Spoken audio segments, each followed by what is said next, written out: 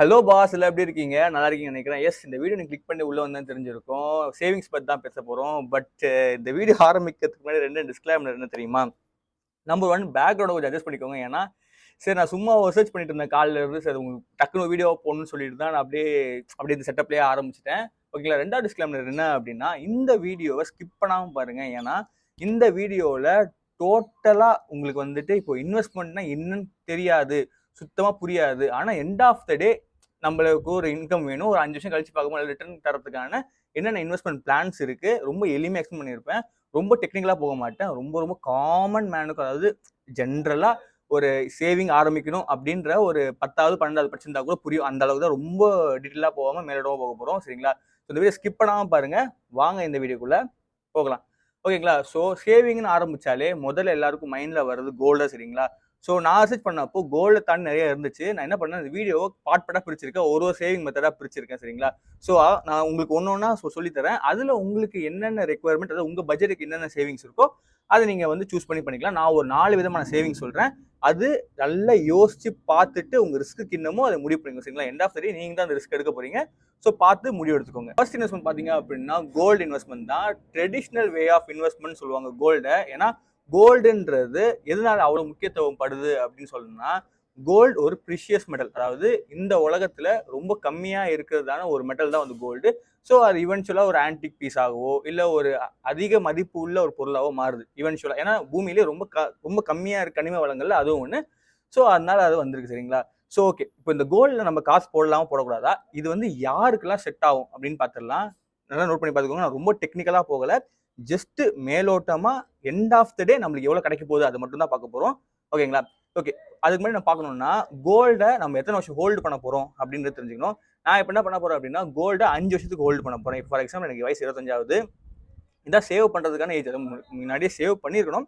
ஓகேங்களா? ஸோ இது இன்கம் எனக்கு ஓரளவுக்கு அறிவு வந்தது இப்போ தான். ஓகேங்களா? ஸோ நான் என்ன பண்ணுவேன், 5 வருஷத்துக்கான கோல்டு ஹோல்டு பண்ண போகிறேன். ஸோ இப்போ நான் கோல்டு வாங்கினா 5 வருஷத்துக்கு அப்புறம் எவ்வளோ ரேட் இருக்கும் அப்படின்ற ஒரு எஸ்டிமேஷன் தான் பார்க்க போகிறோம். ஓகேங்களா? ஸோ அதுக்கான என்ன பண்ண போகிறோம் அப்படின்னா, 2022ல் இருக்க கோல்டு ப்ரைஸ் தான் நம்ம வந்து பார்க்க போகிறோம்.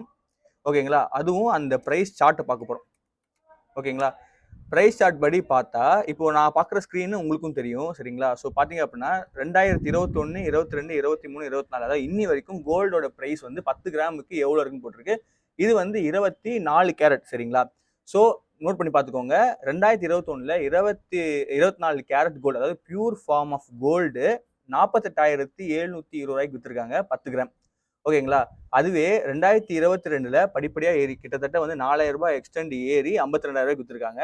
அதுக்கப்புறம் வந்துட்டு இன்னொரு 8,000 ரூபாய்க்கு மேலேயே ஏறி பார்த்தீங்க அப்படின்னா உங்களுக்கு 2023ல் விற்றுருக்காங்க. அதுக்கப்புறமா இன்னும் ஏறி பார்த்தீங்க அப்படின்னா 75,000க்கு வந்து விற்றுருக்காங்க. நல்ல இந்த டிஃப்ரென்ஸ் படி பார்த்தீங்க அப்படின்னா கோல்டோட ரேட்டு இவென்ச்சுவலாக இன்க்ரீஸ் ஆகிட்டு தான் இருக்குது. சரிங்களா? ஸோ கோல்டு வந்து one of the best investment. யாருக்கு அப்படின்னு ஒரு கேள்வி இருக்கு, நான் அப்புறம் சொல்கிறேன்.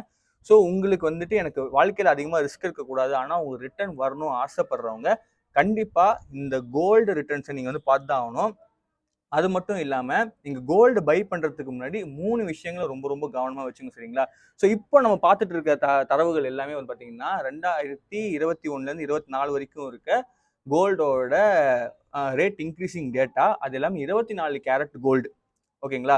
ஸோ ஆனால் நீங்கள் வாங்குறப்போ 24 கேரட் கோல்டாக வாங்கக்கூடாது. அது ஏன்றதை நான் வந்து சொல்கிறேன். ஏன்னா 24 கேரட் கோல்டை டூப்ளிகேட் அதிகமாக அடிக்கிறாங்க அப்படின்னு சொல்லிட்டு தான் 22 கேரட் கொண்டு வந்தாங்க. நிறைய பேர் கன்ஃபியூஷன் இருக்கும். நீங்கள் நகை கடைக்கு போனாலே சரி, 22 கேரட்டுக்கும் 24 கேரட்டுக்கும் என்ன வித்தியாசம் அப்படின்னு சொல்லிட்டு.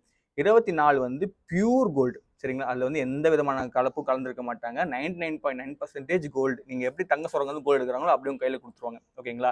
ஸோ ரெண்டாவது பார்த்தீங்க அப்படின்னா 22 கேரட் கோல்டு, அதாவது 916 கோல்டுன்னு சொல்லுவாங்க. ஓகேங்களா? இதை நீங்கள் பரவலாக கேட்டிருப்பீங்க நகை வாங்குறப்போ 916 கோல்டு 916 கோல்டு அப்படின்னா. அந்த கோல்டோட கொஞ்சம் எக்ஸ்ட்ரா மெட்டல்ஸ்லாம் போட ஸ்ட்ராங் பண்ணியிருப்பாங்க, டூப்ளிகேட் அடிக்கக்கூடாதுன்னு சொல்லிட்டு. இது பெரிய ஹிஸ்ட்ரி இருக்கு. இது மட்டும் நீங்கள் மைண்டில் வச்சுட்டா போதும். அதாவது 24 கேரட் கோல்டுனா பியூர் கோல்டு. 22 கேரட் கோல்டுனா அதில் கொஞ்சம் வந்து செம்போ இல்லை சில்வரோ கலந்துருப்பாங்க. சரிங்களா? ஸோ உடனே நீங்கள் வந்து குவாலிட்டி வந்து காம்ப்ரமைஸ் பண்ணுறது அப்படி எதுவுமே நினச்சிக்காதீங்க. சரிங்களா? 24 கேரட் கோல்டை அதிகமாக காப்பி பண்ணுறாங்கன்னு சொல்லிட்டு தான் ஒன் ஆஃப் த ரீசனாக 22 கேரட் கோல்டை சேலுக்கு கொண்டு வந்தாங்க. இதை வந்து மைண்டில் ஃபிக்ஸ் பண்ணிக்கோங்க. ஓகேங்களா? ஸோ இப்போ நீங்கள் கோல்டு வாங்குறப்ப நீங்கள் காயினாக வாங்கினாலும் சரி, சேவிங்ன்ற ஆஸ்பெக்டில் நீங்கள் காயினாக வாங்கினாலும் சரி, இல்லை நீங்கள் வந்து கோல்டன் பிஸ்கெட்ஸாக வாங்கினாலும் சரி, நீங்கள் வந்து 22 கேரட் கோல்டு தான் நீங்கள் வாங்குறது ப்ரிஃபரன்ஸ் கொடுக்கணும். 24ம் வாங்கலாம், பிரச்சனை இல்லை. ஆனால் அதில் ஒரே ஒரு சின்ன செக் பாயிண்ட் என்ன அப்படின்னா, எல்லா நகை கடையிலும் ஈஸியாக உங்களால் 24 கேரட் கோல்டு விற்க முடியாது. அதுதான் வந்து இங்கே மிகப்பெரிய பிரச்சனையாக இருக்கும். அது ஏன் ரீசன் என்ன அப்படின்னா, பியூர் ஃபார்ம் ஆஃப் கோல்டில் வந்து நகை செய்ய முடியாது. ஓகேங்களா? ஏன்னா அதோட ஸ்ட்ராங் இருக்காது. ஸோ நிறைய மெட்டல்ஸை கலந்தாதான் ஒரு அலாயின்னு சொல்லுவாங்க, அலோகம் அப்படின்னு சொல்லுவாங்க. அந்த அலோகத்தை நீங்கள் உருவாக்கினா தான் நகை செய்ய முடியும். அதுதான் 22 கேரட்ல வந்து இருக்கு. அந்த அலோகங்கள் சேர்த்துருக்கும். ஸோ ஈஸியாக உங்கள் எக்ஸ்சேஞ்சும் சரி, ஆக்சஸரி ஈஸியாக இருக்கும். ஆனால் 24 கேரட் வாங்குறது தப்பு கிடையாது. ஆனால் நீங்கள் விற்கிறப்போ நீங்கள் நல்ல நாலேஜபிளான ஒரு டீலர்கிட்ட விற்றா மட்டும்தான் அவருக்கு தான் 24 கேரட்டுக்கும் 22 கேரட்டுக்கும் வித்தியாசம் இருக்கு. இன்னும் கிராமப்புறங்களில் நான் கேள்விப்பட்டிருக்கேன்னு சொல்றாங்க அப்படின்னா 24 கேரட்டு 22 விலைக்கு தான் எடுக்கிறாங்க. ஏன்னா அதுதான் வந்து மார்க்கெட் அதிகமாக போயிட்டு இருக்குன்னு சொல்லிட்டு நீங்கள் பெரிய பெரிய கோல்டன் ஜுவல்லரிஸ் போனீங்க அப்படின்னா தனிஷா இருக்கட்டும், இல்லைனா வந்துட்டு எம்எம் ஜுவல்லரி, அப்புறம் வந்து ஜிஆர்டி, அப்புறம் ஜாயல்கஸ் போனீங்க அப்படின்னாலே ஃபர்ஸ்ட் உங்களுக்கு காமிக்கிறது 22 கேரட் கோல்டாக தான் இருக்கும். அதே மாதிரி 22 கேரட் கோல்டு வாங்குறது ஒரு மிகப்பெரிய பெனிஃபிட் என்ன அப்படின்னா 22 கேரட் கோல்டை மட்டும் தான் உங்களால் 1 கிராம் கோல்டாக வாங்க முடியும் மோஸ்ட் ஆஃப் த இடத்துல.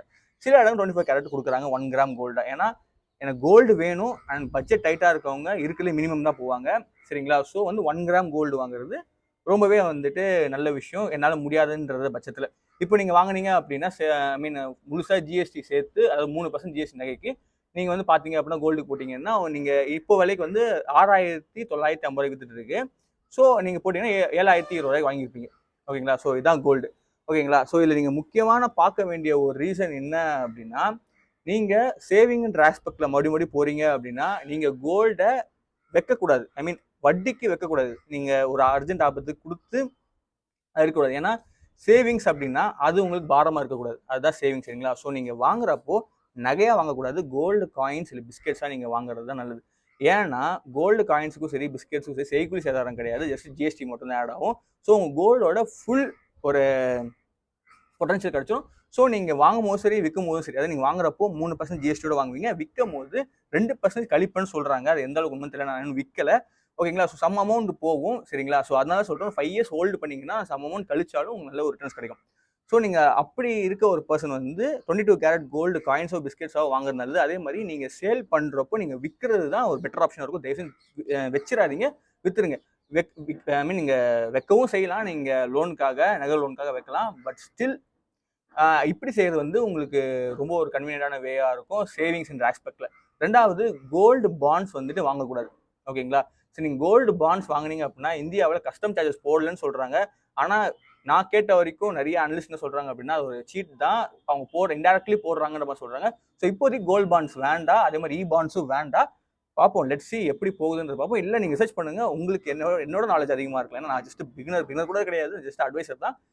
நீங்கள் வந்து நீங்கள் பார்த்துக்கலாம். ஜஸ்ட் ஒரு எனக்கு தெரிஞ்ச ஒரு விஷயத்த நான் உங்களுக்கு ஒரு அட்வைஸை கன்வே பண்ணுறேன். நான் ஒன்றும் ஒரு அத்தரைஸ் அட்வைஸர் கிடையாது. சரிங்களா? ஸோ நீங்கள் கோல்டில் இன்வெஸ்ட் பண்ண போறீங்க அப்படின்னா 22 கேரட் கோல்டாக நீங்கள் வாங்கணும், நகையாக வாங்கக்கூடாது, பாண்ட்ஸாக வாங்கக்கூடாது. ஏன்னா செய்கூலி சேதாரம் வரும், அதில் இதுவும் கஸ்டம் சார்ஜஸ் இன்டெரக்ட்லி வருது. ஸோ நீங்கள் வாங்குறதா இருந்தால் 22 கேரட் கோல்டில் வாங்குறது ரொம்ப ரொம்ப நல்ல விஷயம். சரிங்களா? ஓகே, நம்ம ரெண்டாவதாக இருக்க சேவிங்ஸ் பற்றி பார்க்கலாம், சில்வர். சரிங்களா? வாங்க இப்போ சில்வரோட ப்ரைஸ் சார்ட் பற்றி பார்க்கலாம். எனக்கு சில்வர் ஏன் ரொம்ப இன்ட்ரெஸ்டிங்கான ஒரு ஃபேக்ட் எனக்கு நான் சொல்கிறேன், நான் ஏன் ஸ்மைல் பண்ணுறேன்றத. 2022ஓட, அதாவது 2019லேருந்து 22ஓட ப்ரைஸ் சார்ட் இருக்குது. இதில் பார்த்தீங்க அப்படின்னா கோல்டு அளவுக்கு உங்களுக்கு வந்துட்டு ஸ்டெபிலிட்டி இருக்காது சில்வர் சேவிங்கில். நீங்கள் பார்த்தீங்க அப்படின்னா 2021லேருந்து எடுத்துப்போம், கடைசி 4 வருஷம் தரவுகள் நம்ம எடுத்துக்கலாம். ஸோ இது வந்து 1 kgக்கான ரேட். சரிங்களா? ஏன்னா சில்வர் வந்து இருக்கிறதுல இப்போதைக்கு கம்மியாக வித்துட்டு இருக்க one of the luxury metal. ஓகேங்களா? ஸோ இப்போ நான் கரெக்டாக பார்த்தப்போ 90.50 ருபீஸ் வச்சுருந்தாங்க, அதாவது 90.50 காசு வச்சுருந்தாங்க. சரிங்களா? ஸோ இப்போ பார்த்தீங்க அப்படின்னா 2020ல் 63,000 கொடுத்துருக்காங்க, 2021ல் 62,000 கொடுத்துருக்காங்க, 2022ல் 55,000, 2023ல் 78, 2024ல் 75. நல்லா பார்த்தீங்க அப்படின்னா இந்த தரவுகள் வந்து பார்த்தீங்க அப்படின்னா ஃப்ளக்சுவேட் வந்து ஆகிக்கிட்டே இருக்கும். சரிங்களா? ஸோ நான் வந்து இதை பார்த்தோன்னே ரொம்ப கன்ஃபியூஷனாக இருந்துச்சு. ஏன்னா நானும் உங்களை மாதிரி தான் கோல்டும் சில்வரும் ஒரு ப்ரெஷியஸ் மெட்டல். ஸோ இதோட விலை ஏறுமே தவிர இறங்காதுதான் நினச்சிட்டு இருந்தேன். பட் சில்வர் நான் அவரோட சென்சஸ் எடுத்து பார்க்குறப்போ ரொம்ப வந்து மேலே கீழே போயிட்டு இருந்துச்சு. அதுக்கான ரீசன் முக்கியமான என்ன அப்படின்னா, நம்ம ஒரு பொருளை எதுக்காக பயன்படுத்துகிறோமோ அதுக்கான மதிப்பு அதில் வரும். இப்போ ஃபார் எக்ஸாம்பிள் கோல்டு எதை வச்சு முடிவு பண்ணுறாங்க அப்படின்னா அது ஒரு ப்ரீஷியஸ் மெட்டல், பூமியில் கம்மியாக இருக்குது, ஸோ அது விலை அதிகமாக இருக்குது, அதோட ரேட்டு. ஆனால் மீன் த வயல் நீங்கள் சில்வர் பார்த்தீங்க அப்படின்னா சில்வர் பூமியில் அதிகமாக இருக்குது. அது இருக்குது இல்லைன்றது ரெண்டாவது பட்டு பிரச்சனை. அது முக்கியமாக யூசேஜ் என்ன அப்படின்னு பார்த்தீங்க அப்படின்னா இண்டஸ்ட்ரி பர்பஸ் தான். ஃபார் எக்ஸாம்பிள் இப்போ நான் யூஸ் பண்ணிட்டு இருக்க லேப்டாப்போட சிப்செட்டில் அதுக்கப்புறம் வந்து மெடிசன்ஸ்ல, அதுக்கப்புறம் நிறைய மெடிக்கல் யூசேஜ்ல, ஏதாவது ஒரு சின்ன இனிமேல் நீங்க பார்க்க போற எலக்ட்ரானிக் கேஜெட்ஸ்ல எல்லாமே சில்வர்ன்ற ஒரு ஒரு உலோகம் இருந்தா மட்டும்தான் அதுல வந்து மின் கடத்தல் ஈஸியா இருக்கும். நான் ஒரு சில படிச்சு பார்த்தேன். ஸோ அதனால என்னன்னா ஒரு இண்டஸ்ட்ரியல் பர்பஸ் நம்ம எடுத்துக்கலாம். அதாவது உங்க பொருளாதாரத்திலையும் உங்க எக்கனாமிலையும் நீங்க அன்றாட பயன்படுத்துற ஒரு பொருளை இப்போ நாங்கள் ரெக்கார்ட் பண்ற கேமரால, என் கையில இருக்க வாட்ச்ல, ஸோ எல்லாத்துலயுமே வந்துட்டு ஒரு சில்வர் அலோகம், அதாவது சில்வரோட சேர்ந்த ஒரு கனிம பொருள் சேர்ந்தாதான் நம்ம எலக்ட்ரானிக் கேஜெட் ஒர்க் ஆகும்ன்ற நிலைமையில இருந்ததுனால இது என்ன பண்ணாங்க அப்படின்னா இண்டஸ்ட்ரியல் பர்பஸ்க்கு அதிகமாக யூஸ் பண்ணாங்க, தொழில்நுட்பத்துக்கு அதிகமாக யூஸ் பண்ணாங்க. ஸோ சில்வரோட விலை எப்படி நிர்ணயப்படும் அப்படின்னா அது யூசேஜை பொறுத்து, இண்டஸ்ட்ரியல் வேல்யூ பொறுத்து. ஃபார் எக்ஸாம்பிள் இப்போ நம்ம சுற்றி இருக்க நம்ம எக்கனாமி, அதாவது நம்மளோட பொருளாதாரம் ஏறுச்சு அப்படின்னா சில்வரோட விலையும் ஏறும். இப்போ நம்ம பொருளாதாரம் கம்மியாச்சு அப்படின்னா மொத்தமாக கம்மியாகும். இப்போ ஃபார் எக்ஸாம்பிள் இப்போ ஆப்பிளோட ஷேர் இருக்குன்னு வச்சுக்கோங்க. ஆப்பிளோட ஷேர் மார்க்கெட் விலை ஏறுச்சு அப்படின்னா சில்வரோட விலை ஆட்டோமேட்டிக்காக ஏறும். ஏன்னா ஆப்பிளோட மதர் போர்டுக்கு சில்வர் அவசியம். இப்போ லேப்டாப்போட சேல் அதிகமாச்சு அப்படின்னா சில்வரோட ரேட் வந்து அதிகமாகும். எப்பப்பெல்லாம் அதோட பயன்பாடு அதிகமோ அப்பப்பெல்லாம் சில்வர் ரேட் அதிகமாகும். எப்பப்பெல்லாம் வந்து எக்கனாமி, அதாவது எப்பப்பெல்லாம் இந்த எலக்ட்ரானிக் வந்து நஷ்டப்படுதோ அப்பெல்லாம் வந்து சில்வர் ரேட் வந்து கம்மியாகும். இவ்வளவுதான், சரிங்களா? ஸோ அதனாலதான் 2020 24 இவ்வளோ பெரிய டிஃபரன்ஸ் இருக்கு. அது முக்கியமா சொல்ல போனோம் அப்படின்னா 2020க்கு அப்புறம் கிட்டத்தட்ட எவ்வளவு ஃபிளக்சுவேட் ஆயிருக்குன்னு பாருங்க. 63, 62, 55, 78, 75 இருக்கு. ஸோ இப்போ 55 வந்துருச்சு அப்படின்னா ஏதோ ஒரு இடத்துல சில்வர் தட்டுப்பாடு வந்திருக்கு. ஏன்னா நடுவில் கூட சிலிக்கான் ஷார்டேஜ் வந்துச்சு. சிலிக்கான் ஷார்டேஜ் வந்ததுனால மதர் போர்ட் தயாரிக்க முடியல. மதர் போர்ட் தயாரிக்க முடியல, சிஸ்டம் ஒழுங்கா சேல் ஆகல. ஸோ அது கூட ஒரு ரீசனாக இருக்கலாம். அது வந்து A2Dன்ற சேனலில் கூட தெளிவாக பேசியிருந்தாங்க. ஸோ உங்களுக்கு வேணும் அப்படின்னா நம்ம தலையை போய் நீங்கள் வந்து செக் பண்ணி பார்த்துக்கலாம். ஓகேங்களா? ஸோ நீங்கள் வந்து இதை பார்த்துக்கலாம். ஸோ சில்வர் யார் யாருக்கெல்லாம் யூஸ் ஆகும் அப்படின்னு சொல்கிறேன். எனக்கு வந்து பட்ஜெட் ரொம்ப டைட்டாக இருக்குது. நான் வந்து ஒரு காலேஜ் ஸ்டூடெண்ட்டு, இல்லை நான் வந்து ஸ்கூல் படிச்சுட்டு இருக்கேன், இல்லை நான் வந்து ஒரு பார்ட் டைம் பிஸ்னஸ் பண்ணிட்டு இருக்கேன். அந்த சேவிங்கை நான் என்ன பண்ணணும்னு தெரியலை, ஆனால் நான் ரிஸ்க் எடுக்க விரும்பலைன்றவங்க இந்த 2 டெக்னிக்கை நீங்கள் யூஸ் பண்ணலாம். இது என் பர்சனல் சஜஷன் தான். இது மே ஃப்ளாப் ஆகலாம், மே சக்ஸஸ் ஆகலாம். ஓகேங்களா? நீங்கள் என்ன பண்ணணும் அப்படின்னா உங்களோட கொஞ்சம் இருக்க காசை சில்வர் 1 கிராமாவோ இல்லை 5 கிராம்ஸாவோ நீங்கள் காயின்ஸாவோ பார்ஸாவோ வாங்கணும். நகையாக வாங்கக்கூடாது. நீங்கள் வாங்கி நீங்கள் என்ன பண்ணணும் அப்படின்னா நீங்கள் உங்களோட ஸ்டாக் பண்ணி வைக்கணும். அது நீங்கள் சேகரித்து வச்சு எப்போ உங்ககிட்ட இருக்க சில்வரோட ரேட், அதாவது இப்போ ஃபார் எக்ஸாம்பிள் 1 கிராம் கோல்டோட விலை 7000 வச்சுக்கோங்க. அதுக்கு ஈக்குவலாக உங்கள் சில்வரும் அந்த 7000 ரூபாய்க்கு வரணும்னா கிட்டத்தட்ட வந்துட்டு உங்ககிட்ட ஒரு 15-30 கிராம் இருக்கணும். 100 கிராம் கிட்ட இருக்கணும். 100 கிராம் அப்படி சில்வர் தான் வந்துச்சு அப்படின்னா நீங்கள் சிறுக சேர்த்து வைக்கிறப்போ அந்த எடுத்துட்டு வந்து நீங்கள் இதில் கொடுத்து எக்ஸ்சேஞ்ச் பண்ணணும். ஓகேங்களா? நான் சொல்ல புரியுதுங்களா? ஒரு 75 கிராமோ 50 கிராமோ உங்ககிட்ட சில்வர் இருந்துச்சு அப்படின்னா நீங்கள் அதை எடுத்துட்டு வந்துட்டு ஒரு நகைக்கையில் கொடுத்துட்டு இந்த சில்வருக்கு பதிலாக எனக்கு கோல்டாக கொடுங்கன்னு சொல்லிட்டு கேஷாக வாங்கக்கூடாது. நீங்கள் கேஷாக வாங்கினீங்க அப்படின்னா அது ஜிஎஸ்டி விழும், ப்ளஸ் கேபிட்டல் சார்ஜஸ் விழும், எல்லாமே விழும். சரிங்களா? நான் ஏன் இந்த மாதிரி ஸ்டாக் பண்ண சொல்கிறேன் அப்படின்னா உங்கள் பேங்க் அக்கௌண்ட்டில் அதே ஒரு 2000 3000 இருந்துச்சு அப்படின்னா அது வந்து அதால இன்க்ரீஸ் ஆக முடியாது. ஏன்னா அதுக்கு அந்த இன்க்ரீஸ் ஆகிறதுக்கு எந்த வழியும் கிடையாது. பணம் ஒரு இடத்துக்கு போனால் தான் அதால பெருக முடியும். ஸோ இது வந்து ஆகாது. ஸோ சில்வர் என்ன பண்ணும் அப்படின்னா ஒரு வேளை நீங்கள் வாங்கின சில்வர் 1 கிராம் 90 ருபீஸ் 0.50 ருபீஸ் வாங்கியிருக்கீங்க. அது வாங்கினப்போ நெக்ஸ்ட் டே அது வந்து 101 ருபீஸ் ஆச்சு அப்படின்னா ஒரு 2 ரூபா உங்களுக்கு இன்க்ரிமெண்ட் இருக்கும். ஏதோ சில்லறையா ஒரு வர்றப்போ நீங்கள் அது கொடுத்து வாங்குறது ஈஸியாக இருக்கும். அப்படி இல்லை ப்ரோ எனக்கு வந்து அந்த அளவுக்கு பொறுமை இல்லைன்னா ஒன்றும் பண்ணாதீங்க. நீங்கள் சில்வர் மேலே எதுக்கு ஆசைப்படாதீங்க. உங்கள் பேங்க் அக்கௌண்ட்லேயே வச்சுக்கிட்டு காசு சேர்த்து வச்சதுக்கு அப்புறம் நீங்கள் சில்வர் வாங்கலாம். ஆனால் என்ன பொறுத்த வரைக்கும் நான் சொல்கிறேன் அப்படின்னா நீங்கள் சில்வர் வாங்குறத விட இது ஒரு டீடியஸான ஒரு ப்ராசஸ். நீங்கள் வாங்கி எக்ஸ்சேஞ்ச் பண்ணி விற்கிறதுக்குள்ள இந்த மாதிரி ஃப்ளக்சுவேட் ஆகுது. ஸோ நீங்கள் 90 ருபீஸ் வாங்குறீங்க, 90 ருபீஸ் வாங்கி கீழேயும் போகலாம். ஃபார் எக்ஸாம்பிள் 80 ருபீஸ் வந்துச்சு அப்படின்னா சில்வர் ரொம்ப வந்துட்டு அப்புறம் கோல்டுக்கு வந்து ரொம்ப கஷ்டமாக போயிடும். நீங்கள் வாங்கின நஷ்டமாக இருக்கும். ஸோ என்ன அப்படின்னா நீங்கள் சில்வர் பக்கம் போகாதீங்க. அதுக்கு பதிலாக நீங்கள் கோல்டே வாங்கிக்கோங்க.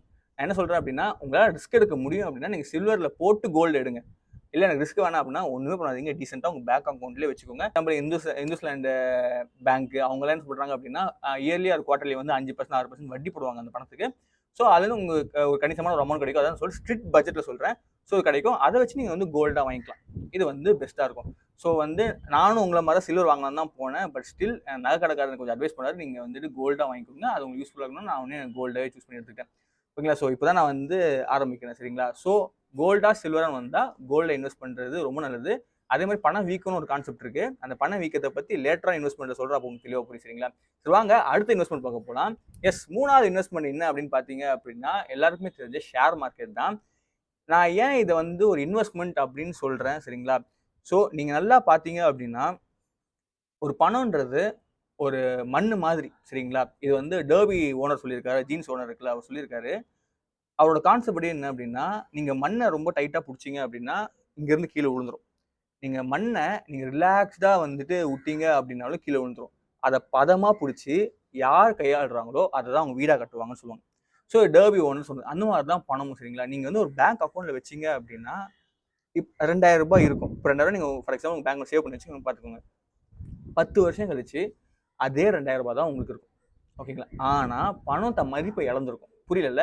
இதுதான் வந்து நிறைய பேர் கன்ஃபியூஸ் பண்ணிக்கிறது. தெளிவா சொல்றேன். மணி இன்ஃப்ளேஷன் ஒன்று இருக்கு. அதாவது பண வீக்கம் தமிழ்ல சொல்லுவாங்க. இப்போ நம்ம அம்மா அப்பா சொல்லுவாங்க தெரியுமா, நாங்க ₹1க்கு இவ்வளவு வாங்கியிருப்போம், நாங்க இவ்வளவு சாக்லேட் வாங்குவோம், கிட்டத்தட்ட வந்துட்டு 1 கிலோ ஸ்வீட்டே நாங்க ₹1க்கு வாங்குவோம் அப்படின்னு சொல்லுவாங்க. ஆனா இப்போ நம்மளால ₹1க்கு ஒரு சாக்லேட்டே வாங்குறதுன்றது பெரிய விஷயமா இருக்கு. ஓகேங்களா. அப்போ எந்த இடத்துல என்ன டைம் கேப்ல பணம் மதிப்பை இழந்திருக்கு அப்படின்றத பாருங்க. ஓகேங்களா. ஏன்னா ஒரு பக்கம் பொருள் விலை ஏறுது. ஸோ அந்த பொருள் விலை நேத்து விலையை விட அதிகமா இருக்கு. அதனால நேத்து சம்பாரிச்ச பணம் பத்தல. அதனால அது ஏறி இருக்கு. சரிங்களா. இதை வந்து ரொம்ப டெக்னிக்கலா போல அது வந்து புரிஞ்சுக்கோங்க. இன்னும் சிம்பிளா சொல்ல போனோம் அப்படின்னா வருஷம் வருஷம் பணம் தன்னோட மதிப்பை இழக்கும். ஸோ இந்த வருஷம் ₹2000 அடுத்த வருஷம் அதோட விலை வந்து ₹1900 நினைச்சுக்கோங்க. ₹100 குறைஞ்சிச்சுன்னு நினைச்சுக்கோங்க. ஓகேங்களா. ஸோ அதனால தான் வந்துட்டு பெரிய பெரிய எக்ஸ்பர்ட்ஸ் என்ன பண்ணுவாங்க அப்படின்னா இதில் இன்வெஸ்ட் பண்ணி வைங்க. ஒன்று அது கோல்டோ சில்வரோ ஷேர் மார்க்கெட்டில் போடுங்க அப்படின்னு சொல்லுவாங்க. ஓகேங்களா. ஸோ ஷேர் மார்க்கெட் வந்து ஹைலி ரிஸ்கான ஒரு மேட்டர். இது ஏன்றதை நான் சொல்கிறேன். நீங்கள் நிறைய பேர் கேட்டிருப்பீங்க ஷேர் மார்க்கெட் வந்துட்டு போட்டோம் இவ்வளோ நஷ்டமாட்டு சொல்லிட்டு. ஷேர் மார்க்கெட் நஷ்டமாகறவங்க 2 விதம் தான். நம்பர் 1 ஷேர் மார்க்கெட்னா என்னன்னு தெரியாமல் உள்ள வரவங்க.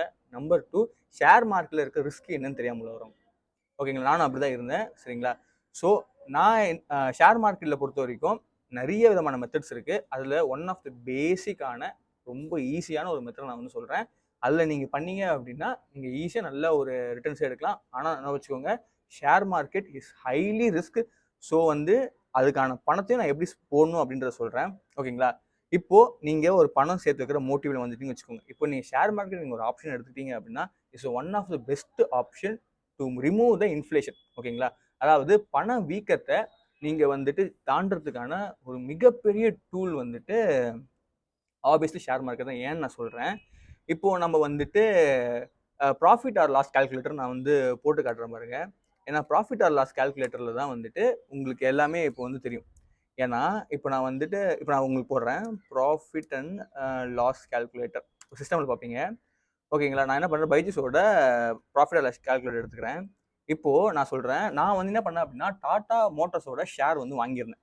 கிட்டத்தட்ட 2 மந்த்துக்கு பிஃபோர் வாங்கியிருந்தேன். சரிங்களா. 2 மந்த் பிஃபோர் வாங்கினப்போ அதோட விலை வந்து ₹944. இந்த விலைக்கு தான் நான் வாங்கியிருந்தேன். இப்போ அதோட ரேட் என்ன அப்படின்னு பார்த்தீங்க அப்படின்னா ₹1047. இந்த வீடியோ எடுத்துட்டு இருக்கப்போ. ஓகேங்களா. ஸோ சால்வ் பண்ணுறோம். சால்வ் பண்ணி பார்த்தீங்க அப்படின்னா எனக்கு ஒரு ஷேர்ல இருந்து ₹103 வந்திருக்கு. இதில் ப்ராஃபிட் பார்த்தீங்க அப்படின்னா 10%. அதாவது நான் போட்டதுல 2 மாசத்துல எனக்கு கிட்டத்தட்ட ₹103 நான் எந்த வேலையுமே செய்யல. அந்த ஷேரோட ரேட் வந்து ஏறி இருக்கு. ஸோ வந்து கிட்டத்தட்ட எனக்கு 10% வந்து ப்ராஃபிட் கிடைச்சிருக்கு. இதுதான் முக்கியம். எனக்கு வந்து 10% ஆஃப் ரிட்டர்ன் கிடைச்சிருக்கு. 10.9. இப்போ நம்ம என்ன பண்ணோம் அப்படின்னா மணி இன்ஃப்ளேஷன் ரேட் போட்டு பார்க்கணும். Money inflation rate in India. Money inflation பார்த்தீங்க அப்படின்னா கிட்டத்தட்ட ஆல்மோஸ்ட் பார்த்தீங்க அப்படின்னா 5.69% வந்திருக்கு. ஸோ என்னோட ஷேரு இப்போ இருக்க மணி இன்ஃப்ளேஷனை விட 5 மடங்கு அதிகமாக இருக்கு. இது வந்து ஜஸ்ட் இப்போ நான் டைம்ல காரணம் ஜஸ்ட் கூகுள் பண்ணி உங்களுக்கு சொல்றேன். சரிங்களா. இது வந்து டிசம்பர் 2023 போட்டிருக்காங்க. பார்ப்போம். ஓகேங்களா. ஸோ ஆப்வியஸ்லி நம்ம வந்து ஹையராக தான் இருக்கும். ஸோ ஷேர்ல இது ஒரு மிகப்பெரிய ஒரு ப்ளஸ் பாயிண்ட். சரிங்களா. ஸோ இது வந்து மைண்ட்ல வச்சுக்கோங்க. ஆனால் இதுல இருக்க ரிஸ்கையும் நான் வந்து சொல்றேன். ஏன்னா ஷேர் மார்க்கெட் வந்து சில்வரை விட ரொம்ப வாலடைலா இருக்கும். ஏன்னா இப்போ ஃபார் எக்ஸாம்பிள் டாட்டாவோட ஒரு ஷேர் எப்படி வந்து முடிவாகும் சொல்ல, டாட்டா ஷேர் கிடையாது, எல்லா ஷேருமே எப்படி முடிவாகுதுன்ற நான் சொல்றேன். இப்போ ஒரு ஷேர் எடுத்துக்கிட்டீங்க அப்படின்னா அதுல 2 அனாலிசிஸ் வந்து ரொம்ப முக்கியம். நம்பர் 1 டெக்னிக்கல் அனாலிசிஸ், இன்னொன்று பார்த்தீங்க அப்படின்னா ஃபண்டமெண்டல் அனாலிசிஸ். டெக்னிக்கல் அனாலிசிஸ் என்ன அப்படின்னா ரொம்ப காமனா சொல்றேன். ஒரு இண்டஸ்ட்ரி அதாவது ஒரு தொழில்நுட்பம் ஃபியூச்சர்ல எப்படி பெர்ஃபார்ம் பண்ண போகுது அப்படின்னு சொல்றது டெக்னிக்கல் அனாலிசிஸ். ஃபண்டமெண்டல் அனாலிசிஸ் அப்படின்னா அந்த டெக்னாலஜியை வச்சு நம்ம கண்ட்ரியில என்னென்ன பண்ண போறாங்கன்றதை பொறுத்தான். For example mobile phone industry எடுத்துக்கோங்க. மொபைல் ஃபோனை ஃபியூச்சரில் எப்படி இருக்க போகுது அப்படின்னு சொன்னாங்கன்னா it's will be tremendous growth, அதாவது நல்ல ஒரு க்ரோத் இருக்கும் அப்படின்னு தரவுகள் சொல்லுது. ஓகேங்களா? ஆனால் அந்த க்ரோத் எப்படி இருக்கும் அப்படின்னா மக்கள் வாங்கி அதை யூஸ் பண்ணணும். மக்கள் வாங்கி யூஸ் பண்ணாதான் அதோட வளர்ச்சியும் அதிகமாகும். ஸோ ஃபோன் கண்டிப்பாக வளரதான் போகுது, அதை வச்சு நம்ம நிறைய விஷயங்கள் பண்ண போகிறோம் அப்படின்னு சொல்றது டெக்னிக்கல் அனாலிசிஸ். ஃபண்டமெண்டல் அனாலிசிஸ் என்ன அப்படின்னா அது மேலே இருக்க ட்ரஸ்ட்டை வச்சு அதுலேருந்து நம்ம நிறைய பிளான் பண்ணி அதை எப்படி மேம்படுத்தலாம் அப்படின்றது ஃபண்டமெண்டல் அனாலிசிஸ். இப்போ வந்து நம்ம எக்ஸாம்பிள் டாடா மோட்டார்ஸ் எடுத்துக்கோங்க. இப்போ நம்ம கொஞ்சம் டெக்னிக்கலாக போகலாம். ஓகேங்களா? டாடா மோட்டார்ஸ் எடுத்துக்கோங்க. டாடா மோட்டார்ஸ் என்ன பண்ணாங்க அப்படின்னா அவங்க எலக்ட்ரிக் கார்ஸ் வந்து ரிலீஸ் பண்ணாங்க. ரிலீஸ் பண்ணி அவங்க என்ன சொன்னாங்க அப்படின்னா எங்ககிட்ட இப்போ சொந்தமாக ஃபேக்ட்ரி இருக்கு, ஸோ அதுக்காக நாங்கள் நிறைய R&D பண்ணுறோம், அது மட்டும் இல்லாமல் சேஃபஸ்ட் காராக கொடுக்குறோம் அப்படின்னு சொன்னாங்க. ஓகேங்களா? ஸோ இதில் நம்ம 2 விஷயம் நம்ம வந்து தெரிஞ்சுக்கலாம். நம்பர் 1, எலக்ட்ரிக் கார் தான் ஃபியூச்சர். ஏன்னா நம்ம கனிம வளங்கள்லாம் தீரப்போகுது. ஓகேங்களா? இப்போ இது வந்து டெக்னிக்கல் அனாலிசிஸ், நல்லா பார்த்துக்கோங்க. இப்போ ஃபண்டமெண்டல் பற்றி பார்த்தோம் அப்படின்னா இப்போ இந்தியாவில் லீடிங் மேனுஃபேக்சர்ஸ் யாருன்னு பார்த்தீங்க அப்படின்னா டாடா மோட்டார்ஸ். ஓகேங்களா? ஸோ அது மட்டும் இல்லாமல் அவங்க தான் இப்போ லீடிங்காக எலக்ட்ரிக் கம்பெனி எடுக்கிறாங்க. ஓகேங்களா? ஸோ அவங்க கொடுத்துருக்க அனௌன்ஸ்மெண்ட் என்னது, நாங்கள் கார்ஸை அதிகமாக ப்ரொடியூஸ் பண்ண போகிறோம், மக்களுக்கு சேஃபாக கொடுக்க போகிறோம். இந்த நியூஸ் வெளில வந்ததுக்கப்புறம் மக்களுக்கு ஒரு ட்ரஸ்ட் வரும். ஸோ ஆப்வியஸ்லி என்ன பண்ணுவாங்க, அந்த மக்கள் எல்லாருமே இந்த கார்ஸை வாங்குவாங்க. ஸோ இந்த கார்ஸை வாங்குறதுனால கம்பெனி முன்னேறும், கம்பெனி முன்னேறதுனால அவங்க ஷேர்ஸோட ரேட்டும் அதிகமாகும். அவ்வளோதான். அது மட்டும் இல்லாமல் நம்ம ஏதோ ஷேர்ஸ்ன்னு சொல்கிறோம் அப்படின்னா ஒரு கம்பெனி இயங்குறதுக்கு அவ்வளோ கோடி ரூபாய் வந்து செலவாகும். அதை ஒரு இன்வெஸ்டராக பண்ண முடியாது. இன்வெஸ்டர் அப்படின்னா அந்த இவரோட ஃபவுண்டர், அந்த கம்பெனியோட ஃபவுண்டரால முடியாது, அதே மாதிரி ஷேர் ஹோல்டர்ஸாலையும் முடியாது. ஸோ அவங்க என்ன பண்ணுவாங்க அப்படின்னா பப்ளிக் கிட்ட வந்து ஃபண்டை வாங்குவாங்க. ஃபார் எக்ஸாம்பிள், நாங்கள் இவ்வளோ கோடி ரூபாய்க்கு ஒரு ப்ராஜெக்ட் எடுக்க போகிறோம், அதுக்கான ஷேர் இவ்வளோ, அதுக்கான காசு நீங்கள் கொடுக்குறீங்களா, அதை வச்சு நாங்கள் பண்ண போகிறோம் அப்படின்னு சொல்லுவாங்க. ஸோ நம்ம என்ன பண்ணுவோம் அப்படின்னா அந்த கம்பெனியோட குறிப்பிட்ட ஷேரை காசு கொடுத்து வாங்குவோம். அதாவது கிட்டத்தட்ட நீங்கள் ஒரு கம்பெனியில் ஒரு பார்ட்னர் மாதிரி. ஓகேங்களா? ஸோ இவென்ச்சுவலாக அது க்ரோத் ஆகிறப்போ அந்த ஷேரோட ப்ரைஸும் அதிகமாகும். ஓகேங்களா? ஸோ இதுலேயும் நிறைய ரிஸ்க் இருக்குது. கேட்கும் போது ஈஸியாக இருக்கும், ஆனால் ரிஸ்க் இருக்குது. ஏன்னா இந்த 2 அனாலிசிஸும் நீங்கள் கரெக்டாக பண்ணிக்கணும். ஓகேங்களா? ஸோ நீங்கள் எத்தனை வருஷத்துக்கு இதை ஹோல்டு பண்ண போறீங்கன்றதை வச்சுக்கணும். இப்போ ஃபார் எக்ஸாம்பிள் ஷேர் மார்க்கெட் ஒன்றும் இன்னைக்கு காசு கொடுத்து நாளைக்கு பூக்குற இடம் கிடையாது, கொட்டுற இடம் கிடையாது. ஸோ புரிஞ்சுக்கிட்டீங்கன்னா சரி, புரியலன்னா அது உங்கள் நஷ்டம். சரிங்களா? ஏன்றதை நான் சொல்கிறேன்னா நிறைய இன்ஃப்ளூயன்சர்ஸ் வந்து அதை மாற்றி வச்சுருக்காங்க. மேலே கீழே ஏறி நீங்கள் வந்து ப்ரெடிக்ட் பண்ணிங்கன்னா கிடச்சிரும், கீழே மேலே போனால் ப்ரெடிக்ட் பண்ணால் கிடச்சிரும், அதெல்லாம் எதுவும் கிடையாது. இந்த அனாலிசிஸ் நீங்கள் கெட்டியமாக பிடிச்சிக்கிட்டு ஒரு 5 to 10 இயர்ஸ் அந்த காசை நீங்கள் ஒரு இடத்துல போட்டு வச்சுருந்தீங்க அப்படின்னா ஷேரோட ப்ரைஸ் ஏறும், இல்லையா மொத்தமாக போயிடும். அது மட்டும் இல்லாமல் நீங்கள் ரிஸ்க் எடுக்க பயப்படுறீங்க அப்படின்னா இன்ட்ராடே பக்கம் போகாதீங்க. ஏன்னா நிறைய பேர் வந்துட்டு நிறைய எக்ஸ்பர்ட்ஸே வந்துட்டு இன்ட்ராடே போக மாட்டாங்க. இன்ட்ராடேனா என்ன அப்படின்னா ஒரு 500 ரூபாய்க்கு ஒரு ஷேர் விற்கிறாங்க அப்படின்னா 5ல் 1 பங்கு வாங்குவாங்க. அந்த ஒரு பங்கை ஈவினிங் 3 மணி 15 நிமிஷத்தில் விற்றுணும். ஓகேங்களா? 3:15 PM அதை நம்ம விற்கணும். அது விற்கலாம் ஆட்டோமேட்டிக்காக விற்றுரும். நீங்கள் ப்ராஃபிட்டோ லாஸை விற்றுரும். ஸோ எவென்ச்சுவலாக அது லாஸ் தான் ஆகும். ஏன்னா சீக்கிரமாக ரிட்டர்ன் வந்துட்டு கை கொடுக்காது அவ்வளோ சீக்கிரம். ஸோ நீங்கள் என்ன பண்ண அப்படின்னா ஒரு கம்பெனி அடுத்த 5-10 வருஷத்துக்கு எப்படி இருக்கும் முடிவு பண்ணி இப்போ எனக்கு 25 வயசு ஆகுதா, ஸோ அந்த ஷேர் நான் அதாவது இன்னும் 5-6 வருஷத்துக்கு ஹோல்டு பண்ணி அந்த ரிட்டர்ன்ஸ் என்ன வரணும் அனலைஸ் பண்ணி தான் அந்த காசு போடணும். இந்த கிராஃப் மேலே ஏறலாம், கீழே இறங்கலாம். அதே மாதிரி நிறைய விஷயங்கள் இதில் இருக்குது. இதை பற்றி லேட்டரான உங்களுக்கு வேணும்னா கமெண்ட் பண்ணுங்கள். நான் ரொம்ப பேசிக்கான இன்ஃபர்மேஷனோட ஷேர் மார்க்கெட் சொல்லித்தரேன். ஏன்னா எனக்கு தெரிஞ்ச சொல்லித்தரேன், எக்ஸ்போ கிடையாது, எனக்கு தெரிஞ்ச விஷயத்த நான் சொல்லித்தரேன். ஓகேங்களா? இந்த சேஃபஸ்ட் மேன் எப்படி மூவ் பண்ணலாம் அப்படின்றத சொல்லித்தரேன். அதே மாதிரி சிபி அட்வைசர்லாம் கிடையாது, ஜஸ்ட் எனக்கு தெரிஞ்சு நான் சொல்லித்தரேன். ஓகேங்களா? ஸோ இப்படி தான் நீங்கள் பண்ணணும். ஓகேங்களா? இப்போது இந்த ஷேர் மார்க்கெட்டுக்கு யாரெல்லாம் கரெக்டுன்னு பார்த்தீங்க அப்படின்னா நான் ஏர்ன் பண்ணுறேன், நான் தண்டமாக செலவு பண்ணுறேன், அந்த தண்டமாக செலவு பண்ணுற பணத்தை நான் ஷேர் மார்க்கெட்டில் போடணும், அதுலேருந்து ரிட்டர்ன் வரணும் ஆசைப்படுறவங்க மட்டும்தான் வரணும். ஏன்னா ஷேர் மார்க்கெட்டில் போட போகிற பணம் அடுத்த 5 வருஷம் உங்களுக்கு தேவையில்லாத பணமாக தான் இருக்கும். ஓகேங்களா? நான் மறுபடியும் சொல்கிறேன், இன்னதான் டாடா மோட்டார்ஸ் வந்துட்டு இப்போ நல்லா இருந்தாலும் நாளைக்கு ஓலா மாதிரி வந்துட்டு பேட்டரி வெடிக்குதுன்ற கம்ப்ளைண்ட் வந்துச்சு அப்படின்னா ஷேர்ஸை விற்றுருவாங்க. ஏன்னா கார்ஸ் வாங்க பயப்படுவாங்க, பண்ண மாட்டாங்க. ஓகேங்களா? ஸோ நீங்கள் வந்து ஃபுல் டாப் டு பாட்டம் வந்து நீங்கள் அனலைஸ் பண்ணி தான் நீங்கள் வாங்கணும். இப்போ டாடா மோட்டார்ஸ்னால் அதோட இண்டஸ்ட்ரி என்னது, ஆட்டோமொபைல்ஸ். ஓகேங்களா? So electric battery, so lithium ion battery வருது. ஸோ லித்தியம் அயன் பேட்டரினா கெமிக்கல் இண்டஸ்ட்ரி, அதெல்லாம் இப்போ எப்படி இருக்குது, டாடா மோட்டார்ஸ் இப்போ வந்து எந்த கம்பெனிஸோட டைப் பண்ணியிருக்காங்க, ஸோ இதெல்லாம் நீங்கள் வந்து பார்த்து முடிவு பண்ணி தான் நீங்கள் வந்து அந்த தரவுகளோட நீங்கள் கான்ஃபிடென்ட்டாக இருக்கணும். அது மட்டும் இல்லாமல் இந்த 5 வருஷத்துக்கு அந்த பணம் உங்களுக்கு தேவையே இல்லாத ஒரு பணமாக இருக்கணும். ஆல்மோஸ்ட் பிளைண்ட் தான், பட் பிளைண்ட் இன் கான்ஃபிடென்ட் வே, அவ்வளோதான் ஷேர் மார்க்கெட். ஓகேங்களா? ஸோ இதில் ப்ளஸ் பாயிண்ட் பார்த்தீங்க அப்படின்னா 20-25% வந்து ஈஸியாக ரிட்டர்ன் கிடச்சிடும். ஓகேங்களா? ஸோ இதில் 10 தான் இருக்குது, போக போக அதிகமாகவே கிடைக்கும் ஷேர் மார்க்கெட்டில். சரிங்களா? ஸோ ஷேர் மார்க்கெட் போகிறப்போ நல்லா அனலைஸ் பண்ணி உங்கள் ரிஸ்கில் நீங்கள் இறங்குங்க. யார் சொல்லி இறங்காதீங்க, உங்கள் ரிஸ்கில் உங்களுக்கு படிங்க. நான் வேணால் ஒரு புக் ரெக்கமெண்ட் பண்ணுறேன், மனோஜ் அரோராவோட புக் அது த ஹிஸ்ட்ரி ஆஃப் ஸ்டாக்கா எனக்கு கரெக்டாக தெரியல, லிங்க் வந்து டிஸ்கிரிப்ஷனில் கொடுக்குறேன், வாங்கிக்கோங்க. அது பேடு ப்ரொமோஷன்லாம் கிடையாது, நான் படித்தேன், எனக்கு யூஸ்ஃபுல்லாக இருந்துச்சு, நீங்கள் வேணால் அதை பார்த்துக்கோங்க. ஓகேங்களா? அது எப்படி இருக்குன்னா ஒரு ஸ்டாக்கே வந்து ஸ்டாக் மார்க்கெட் சொல்லித்தரும். It's nice book. 5வது இன்வெஸ்ட்மெண்ட் என்ன அப்படின்னு பார்த்தீங்க அப்படின்னா மியூச்சுவல் ஃபண்ட்ஸு. ப்ரோ எனக்கு வந்து ஃப்ளக்சுவேட்டிங்கான ஒரு மார்க்கெட் பயமாக இருக்குது. எனக்கு கோல்டில் இன்வெஸ்ட் பண்ணுற அளவுக்கு பணம் இல்லை, எனக்கு சில்வர் அளவுக்கு ரிஸ்க்கும் எடுக்க வேண்டாம் அப்படின்னு மூவ் பண்ணுறாங்க. மியூச்சுவல் ஃபண்டு போனால் மியூச்சுவல் ஃபண்ட் என்ன பார்த்தீங்க அப்படின்னா ஒரு குரூப் ஆஃப் ஸ்டாக் தான் வந்து மியூச்சுவல் ஃபண்டு. இதில் அவ்வளோ உங்கள் நாலேஜ் இருக்கணுமான்னு கேட்டால் ஒரு கணிசமான அளவு இருந்தால் போதும். உங்கள் பேங்க்கில் உங்களோட ரிலேஷன்ஷிப் மேனேஜரை பிடிச்சி நீங்கள் என்ன பண்ணணும் அப்படின்னா ஒரு மியூச்சுவல் ஃபண்ட் ஸ்கீம் கொடுங்க, நான் மாதம் மாதம் இவ்வளோ காசு தருவேன், நான் ஒரு 5-10 வருஷத்துக்கு எடுக்க மாட்டேன் அப்படின்னு சொல்லி நீங்கள் இது உள்ளே வந்தீங்க அப்படின்னா நல்ல ரிட்டர்ன்ஸ் கிட்டத்தட்ட நீங்கள் ஒரு 10 to 15 இயர்ஸில் பார்க்கலாம். ஏன்னா 10 to 15 இயர்ஸ் அப்படின்னு யோசிக்காதீங்க. இப்போது நீங்கள் ஒரு 20-21 இயர்ஸில் இருந்தீங்க அப்படின்னா உங்கள் பசங்க காலேஜ் போகும்போது நீங்கள் லோனுக்கு எங்கேயும் நிற்க மாட்டீங்க. அது மட்டும் இல்லாமல் ஒரு வேலை உங்கள் பொண்ணுக்கு மேரேஜ் பண்ணணும் அப்படின்னு ஆசைப்பட்டீங்க அப்படின்னா இப்போலேருந்தே நீங்கள் சேர்த்து வச்சிங்க அப்படின்னா மியூச்சுவல் ஃபண்ட் நல்ல ரிட்டர்ன்ஸ் வந்து உங்களுக்கு தரும். கோல்டை விட நல்ல ரிட்டர்ன்ஸ் வந்து உங்களுக்கு மியூச்சுவல் ஃபண்டில் தரும். டிபெண்ட்ஸ். ஓகேங்களா? ஸோ மேபி கோல்டு ஏறலாம் இறங்கலாம், பட் மியூச்சுவல் ஃபண்ட் உங்களுக்கு நல்ல ஒரு ஆப்ஷனாக இருக்கும். அது மட்டும் இல்லை, மியூச்சுவல் ஃபண்டில் ஒரு ரிஸ்க் இருக்குது. என்ன அப்படின்னா குரூப் ஆஃப் ஷேர்ஸ் தான் ஒரு மியூச்சுவல் ஃபண்டு. ஸோ அது நீங்கள் தெளிவாக உங்கள் ரிலேஷன்ஷிப் மேனேஜரோட பேசி பண்ணுங்கள். அதே மாதிரி இப்போது டாப்பில் இருக்கிற HDFC பேங்க்கு, அதுக்கப்புறம் ICICI, அதுக்கப்புறம் நிறைய இந்துஸ்டன் பேங்க் நிறைய இருக்குது. ஸோ ரிசர்ச் பண்ணி நல்ல ஒரு பேங்காக தேடுங்க. எவ்வளோ ரிட்டர்ன்ஸ் கிடைக்கும்னு பாருங்கள். 20% கீழே உங்கள் ரிட்டர்ன்ஸ் இருந்தால் பேங்க்கில் போகாதீங்க, ஷேர்ஸ்லையும் போகாதீங்க. 20% அபோவ் இருக்கணும், ஏன்னா பெரிய ஷேர் இது. சரிங்களா? அதே மாதிரி ஃபிக்ஸட் டெபாசிட்டை விட நல்லது, ஏன்னா ஃபிக்ஸட் டெபாசிட்ல அவ்வளோ ரிட்டர்ன்ஸ் கிடைக்காது. அதே மாதிரி பாதியிலே பணத்தை எடுக்க முடியாது. ஆனால் இது அப்படி கிடையாது, நீங்கள் மாதம் கட்டலாம், வேணும்னா பிரேக் பண்ணி எடுத்துக்கலாம். ஒரு 2 days 3 days உங்கள் பேங்க் அக்கௌண்ட்லேயே கூட வந்துடும். ஓகேங்களா? அதே மாதிரி நீங்கள் இதை ஒரு ஐடியா இல்லை அப்படின்னா நீங்கள் இதை வந்து ஒரு பிஎஃபோட வந்து வச்சுக்கலாம். பிஎஃப் 8.15% ரிட்டர்னு, இது வந்து 20% ரிட்டர்ன் தரும். ஸோ பிஎஃப் மாதிரி தான் இதுவும், நீங்கள் எடுக்கக்கூடாது, ஒரு லாங் டேர்ம் ரன் இது. ஸோ நீங்கள் விடாமல் போடணும். சரிங்களா? ஸோ இது வந்து ரொம்ப நல்லது. அதே மாதிரி என்னோட அட்வைஸ் என்ன அப்படின்னா மேக்ஸிமம் உங்கள் கையில் என்ன காசு இருக்கோ உங்கள் இருப்புக்கு ஏற்ற மாதிரி நீங்கள் வந்து சேவ் பண்ணுங்கள், பார்த்துக்கலாம். ஏன்னா வந்து லைஃப் எல்லாருக்குமே ஒரே மாதிரிலாம் எனக்கு ரொம்ப கஷ்டத்துலாம் போயிட்டுருக்கு. ஸோ என்ன முடிஞ்ச அளவுக்கு நானும் சேவ் பண்ணிகிட்டு இருக்கேன். ஸோ என்னோட சேவிங் ப்ராசஸ் என்ன அப்படின்னு பார்த்தீங்க அப்படின்னா நான் ஷேர்ஸ்லையும் போட்டிருக்கேன், கோல்டுலையும் போட்டிருக்கேன். அதுக்கப்புறம் பார்த்தீங்க அப்படின்னா மியூச்சுவல் ஃபண்ட் போட போகிறேன். ஓகேங்களா? ஏன்னா ஒரு மனுஷனுக்கு என்னை பொறுத்த வரைக்கும் என்ன அப்படின்னா எக்ஸ்பர்ட் சொன்னது, அது என்னோட சஜஷன் சேர்த்து சொல்கிறேன், 3 இன்கம் சோர்ஸ் இருக்கணும், 3 சேவிங் சோர்ஸ் இருக்கணும். ஒன்று கவுத்து விட்டாலும் ஒன்று இருக்கணும். ஸோ ஒன்றே ரிலே பண்ணாதீங்க. அப்படி ரிலே பண்ணுற மாதிரி இருந்தால் ரிசர்ச் பண்ணி பண்ணுங்கள். சரிங்களா? ஸோ எனக்கு தெரிஞ்ச 4 டைப்ஸ் ஆஃப் ரிசர்ச் நான் வந்து சொல்லியிருக்கேன்.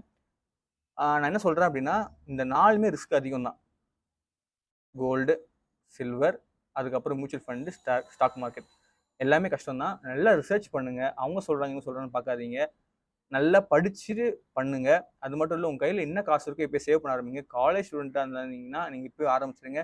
ஸ்கூல் ஸ்டூடெண்ட்டாக இருந்தாலும் அம்மா அப்பாட்ட சொல்லி இந்த மாதிரி என் பேரில் ஒரு மியூச்சுவல் ஃபண்ட் போட்டு வைங்கம்மா, அது யூஸ்ஃபுல்லாக இருக்கும்னு சொல்லுங்கள். அது மாதிரி ஹெல்த் இன்சூரன்ஸ்லாம் எடுத்து வச்சுக்கோங்க. ஃபினான்ஷியலி நீங்கள் ஒரு ஸ்டேபிளாக இருக்கும்னு சொல்லிங்க அப்படின்னா. நான் மறுபடியும் சொல்கிறேன், நான் ஒரு எக்ஸ்பர்ட் கிடையாது. நான் லைஃப்பில் ஃபேஸ் பண்ண ப்ராப்ளத்தில் இதெல்லாம் இருந்திருந்தால் நல்லா இருக்கும்ன்ற கட்டத்தில் மேலே வந்தேன். ஸோ அந்த இடத்துல நீங்கள் இருந்துடாதீங்க. ஓகேங்களா? ஸோ இந்த வீடியோ எனக்கு பிடிச்சிருக்குன்னு நினைக்கிறேன். பிடிச்சிருந்தா சப்ஸ்கிரைப் பண்ணிக்கோங்க. உங்கள் ஃப்ரெண்ட்ஸ் யாராவது பிடிச்சிருக்குன்னா ஷேர் பண்ணிவிடுங்க. சரிங்களா? Wait in next video. Bye bye.